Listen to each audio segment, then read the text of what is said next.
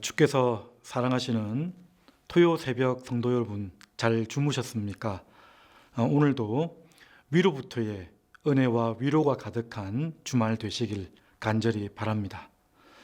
우리는 지금 잠언의 개별 잠언의 말씀들을 살펴보고 있습니다. 각 절은 두 가지 내용 정도가 대꾸가 되어서 서로 반대되거나 반대가 되거나 아니면 강화가 되거나 부연하여져서 설명하거나 하여서 의미를 부각시키고 있습니다. 이런 개별 잠언의 말씀을 우리가 묵상할 때 여러분 매일 오늘도 한 14절의 말씀을 보게 되지 않습니까? 그 중에 한 절 말씀을 마치고 나서 암송을 하면서 하루 종일 그 말씀을 묵상하시면 좋을 것 같습니다.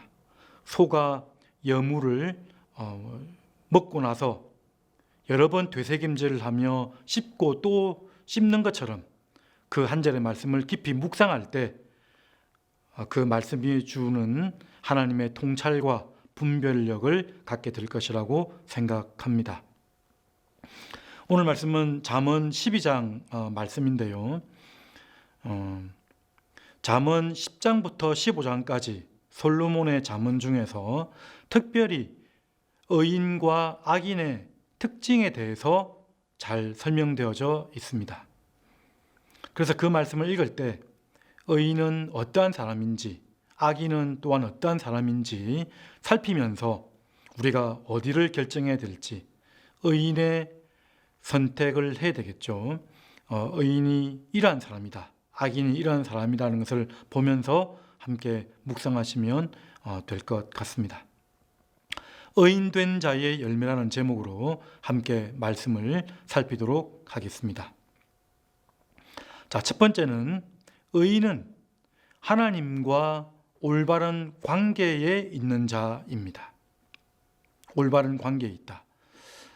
여러분 오늘 말씀에서도 의인이라는 이 단어를 설명할 때 여러 단어로 묘사를 하고 있습니다. 선인, 어진 여인, 훈계를 좋아하는 자, 자기의 토지를 경작하는 자, 등등 해서 의인을 여러 가지 이렇게 표현하고 있는데요. 그렇게 전제되어진 말씀을 보더라도 의인이 어떠한 사람인지 알 수 있긴 합니다. 그런데 의인이라는 말을 들을 때에 우리가 정말 의인인가? 로마서 3장 10절 말씀에 보면 의인은 없나니 하나도 없다라고 바울은 설명을 했었습니다. 의를 행하는 자도 없고 선을 실천하는 자가 하나도 없다라고 말씀을 하였던 것이죠. 시편 143편 2절 말씀에도 주의 종에게 심판을 행하지 마소서, 주의 눈앞에는 의로운 인생이 하나도 없나이다, 이렇게 말씀을 하고 있습니다. 자, 그러면 오늘 잠언 말씀에서 의인이라고 말하면 어떠한 사람이겠습니까? 의인은 바로 하나님께서 우리 주 예수 그리스도의 모든 사역으로 인한 구원의 은혜를 우리가 입은 자라고 생각하면 될 것 같습니다. 그러니까 어떤 말이죠? 의인이라 부름받은 자, 의인이라고 여겨진 자, 의인이라고 칭함받은 자들이 바로 의인이라고 할 수가 있는 것입니다. 그래서 오늘 2절 말씀에 보면 이렇게 나와 있습니다. 선인은 여호와께 은총을 받으려니와 악을 꾀하는 자는 정죄하심을 받으리라. 내 힘으로 악을 꾀하는 자는 반드시 정죄의 심판을 받는다고 말씀을 하고 있죠. 그러면서 선인은 여호와께 은총을 받으려니와, 의인은 하나님 앞에서 은혜를 받은 자입니다. 여러분, 그 어떤 것보다, 우리가 의인이 되려고 하는 것보다 하나님께서 의인 되게 하시는 게 더 중요한 것입니다.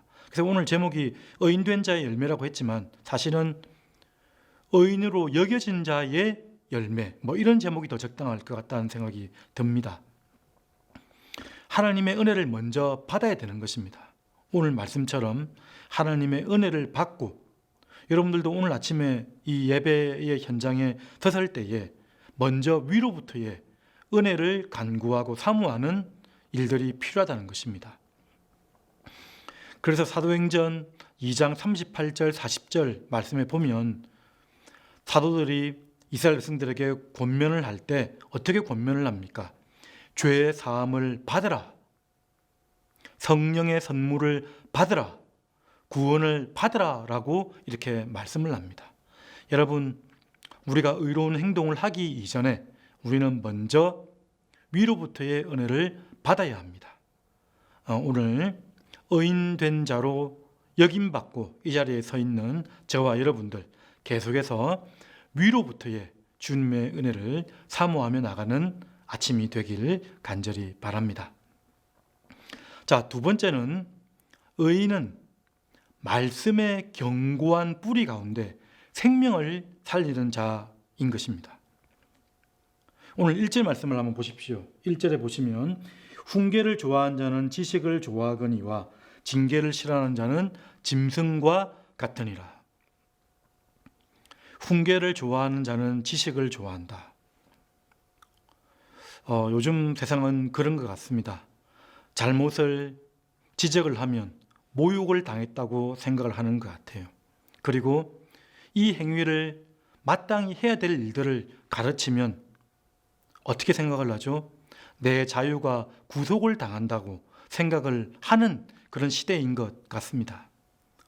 그런데 우리에게 정말 유익을 주는 충고나 조언, 듣기를 즐겨하는 자에게는 하나님의 크신 은총이 있는 것이죠.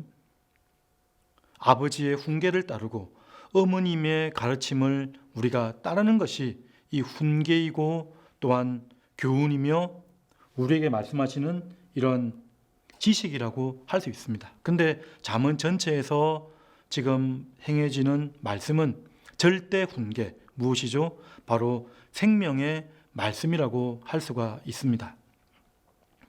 하나님의 말씀이 우리의 훈계되어져서 우리의 징계되어져서 우리를 가르치고 있는 것이죠.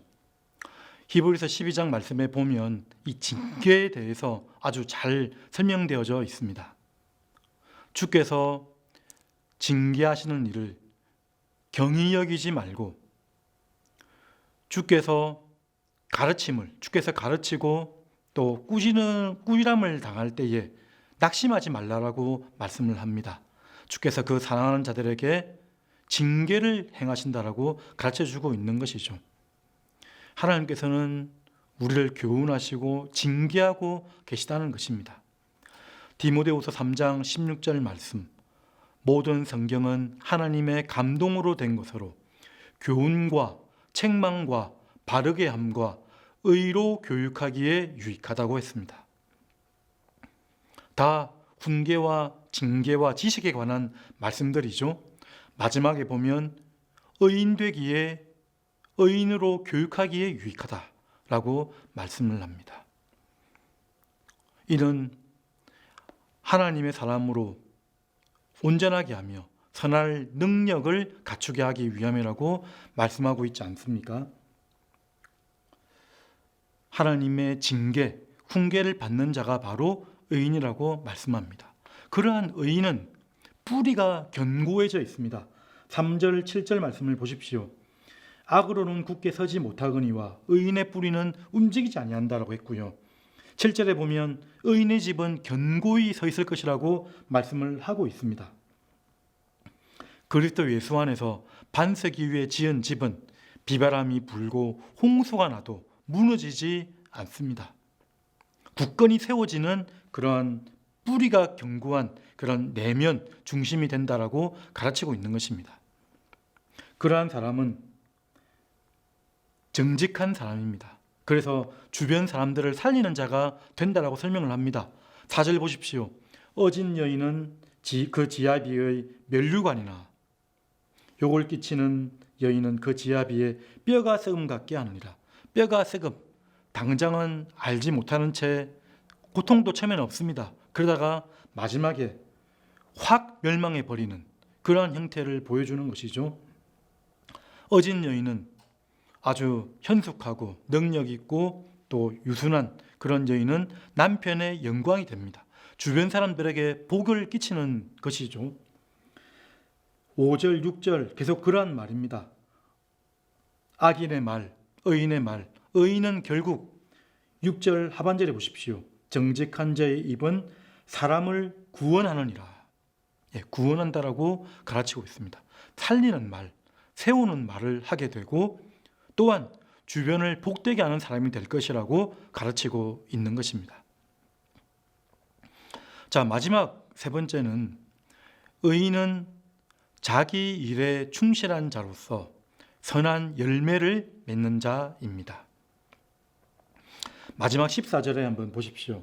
14절에 보면 사람은 입의 열매로 말미암아 복록에 족하며, 여기 복록에 족하다는 이 표현, 선으로 만족할 것이다라는 그런 내용입니다. 선으로 만족할 것이다. 이 원문을 보면 그렇게 나타나져 있습니다. 그것을 번역본 성경에는 복록에라는 단어로 이렇게 표현한 것이죠. 그런데 이 선으로 만족하다라는 이 선은 히브리어로 토브라는 단어는 창세기 1장에 보면 하나님이 천지 만물을 창조하시고 나서 보기가 좋았더라 했던 좋았더라는 단어입니다. 그러니까 질서 있고 또 조화롭고 하나님의 통치와 다스림 안에 거하는 그런 아름다운 모습이 바로 토브라고 할 수가 있습니다. 그런 선한 열매를 맺게 된다라고 가르치고 있는 것이죠. 그래서 당장 8절에 보면 칭찬을 듣습니다.